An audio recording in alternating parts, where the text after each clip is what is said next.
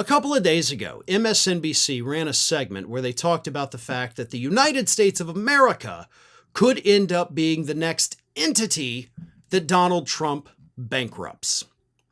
And they began talking, of course, about the fact that we're having other countries that are now kind of refusing to buy American debt.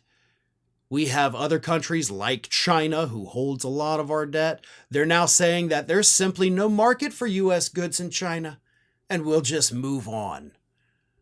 Other countries are also moving on as Donald Trump destroys our economy.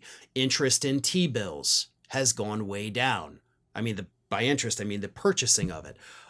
So that's harmful to the U.S. economy. Like outside the tariffs, the T-bills not being purchased is a huge, huge problem for the United States.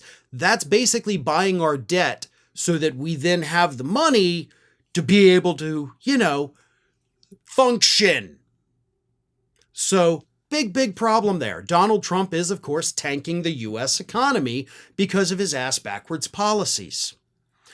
But what MSNBC did not do, maybe it's not, wasn't the focus of their segment, maybe they didn't have the time, but I think it's worth reminding people because a lot of people forget, and a lot of people don't even know the full list of all of the companies that this very stable genius has run into the ground, just like he is with the United States.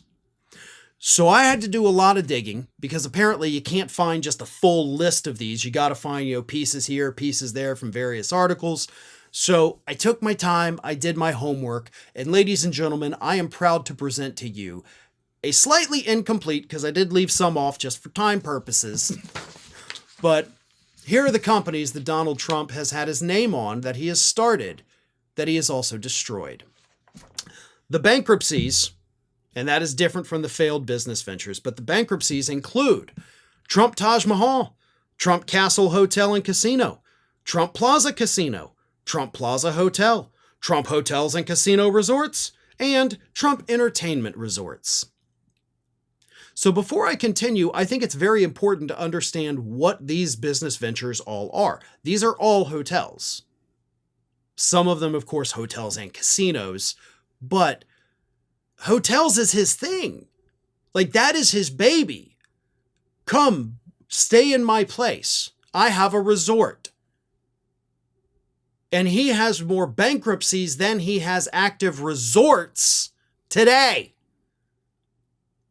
That's very important. Now, here's the list of Donald Trump's business ventures that just went totally under and no longer exist. Again, this is incomplete. I did leave some things off, but here's the list.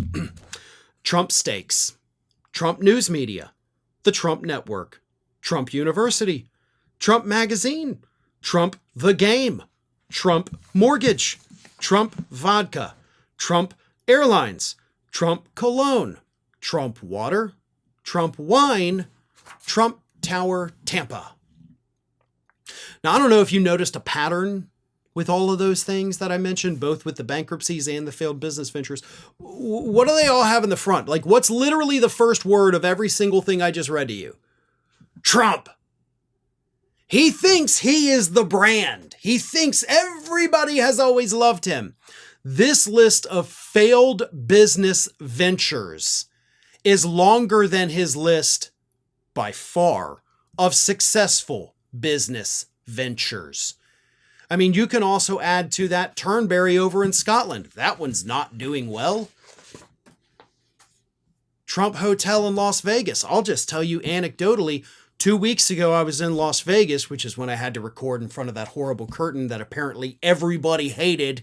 Sorry, it was a hotel room. I had no other choice. But my hotel room overlooked Trump Hotel in Vegas.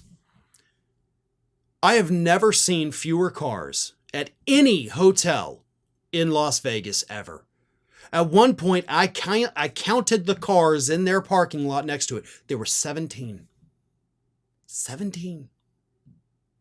I would sit there and watch it for 15, 20 minutes at a time, and you never saw a single car pull up.